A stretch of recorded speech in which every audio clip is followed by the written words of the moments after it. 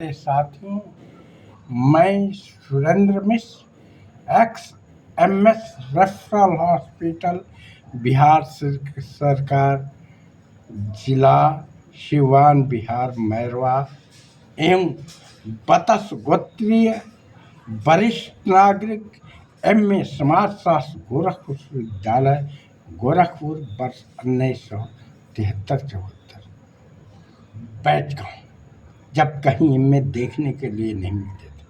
मैं आपको समाज का और एक कल्याण के लिए अच्छे वीडियो बनाता हूं, जिससे आपके समाज का और मेरा कल्याण हो। मैं सनातन धर्म के रक्षा ये सब काम करता हूं, कमाने और झूठ साध के नेता ही नहीं। प्यारे साथियों, मैं आपको सच्ची घटना ये बता रहा हूँ कि राजा रघु ने, जो दिलीप के रघुवंश नाथम का ये है, वो क्यों रावण को नहीं मारे।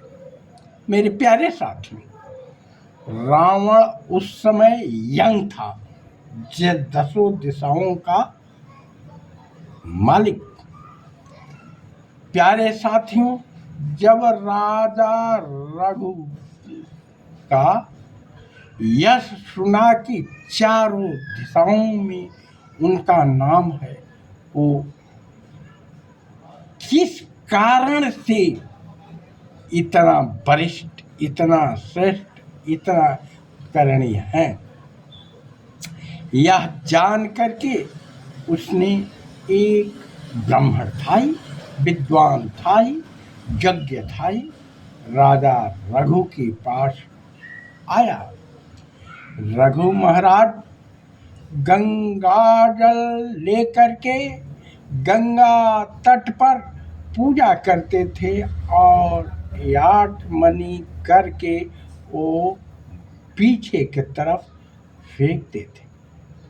इसका मतलब जानते हैं, श्रद्धा अर्पण में यदि वो गंगाजल अर्पण संध्या का जिसके ऊपर, पेड़ पर, आदमी पर पड़ जाए, वो जल करके खैरकार हो जाता था।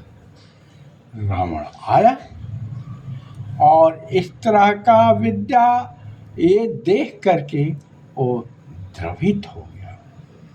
कहते हैं रावण आकर के शिष्य बन करके उनसे अनुनय विनय किया कि प्रभु, अरे रघु महाराज से मुझको शिष्य बना लीजिए।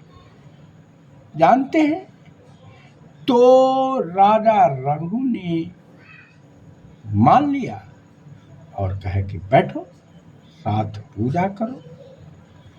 जब रघु महाराज पूजा करके, पानी करके, उसे पीछे नहीं देखा जाता है, आत्मनि करके पीछे फेंके एक पेड़ पर पड़ता है, पेड़ जल करके राख हो गया।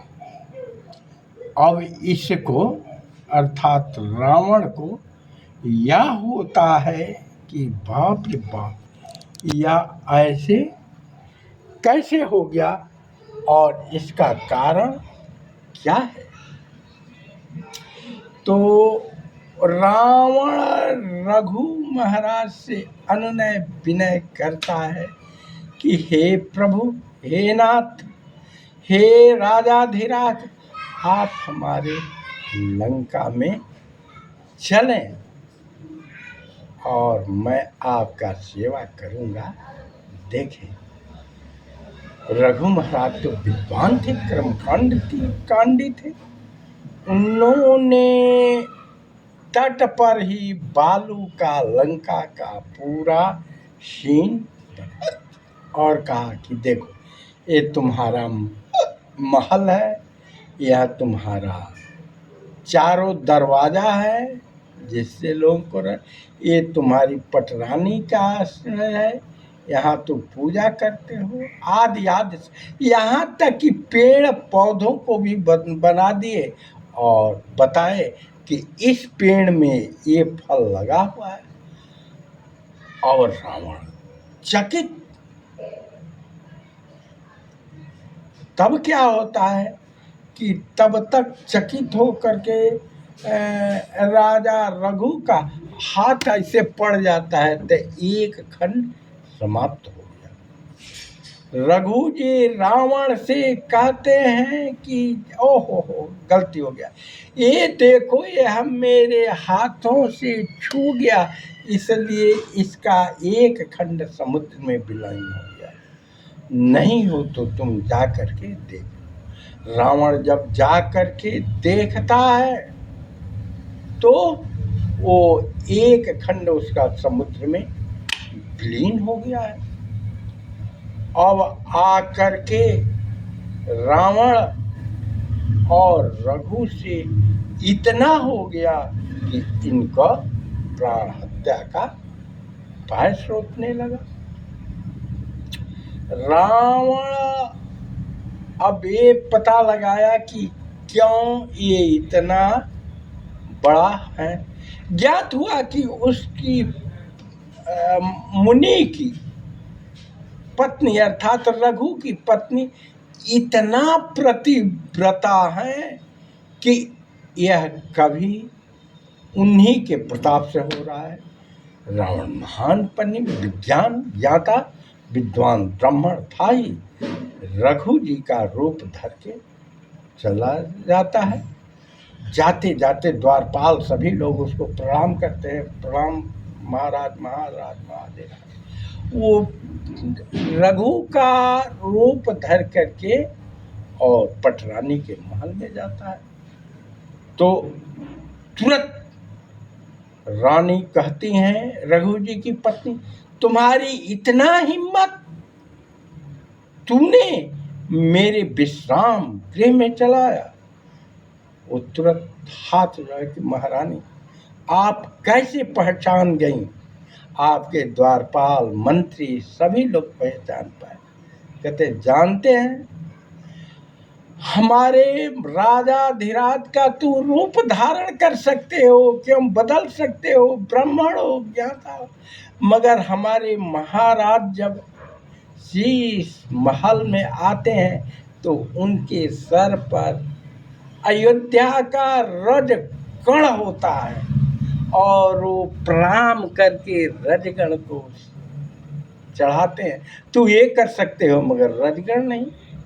इतना ही नहीं, जब वो आते हैं दरवाजे को हाथ से आंख मुंह के प्रणाम करते हैं तो तुम उनका रूप तो बना लिया, प्रणाम नहीं करते। आते ही वो महारानी करके हमको याद करते हैं, ये तो तू कर नहीं सके। तब तक रघु महाराज आ जाते हैं और उसको उनके सभी दरबारी लेकर के वहां जाते हैं। कहाँ? गंगा किनारे। ओ पहले के लोग ऐसे बंदूक में गोली नहीं भरे, तीर चला के मार दिया, सो नहीं। उसका संकल्प लेकर के कूश निकाले और पांव लेकर के उसको मारने जाते हैं।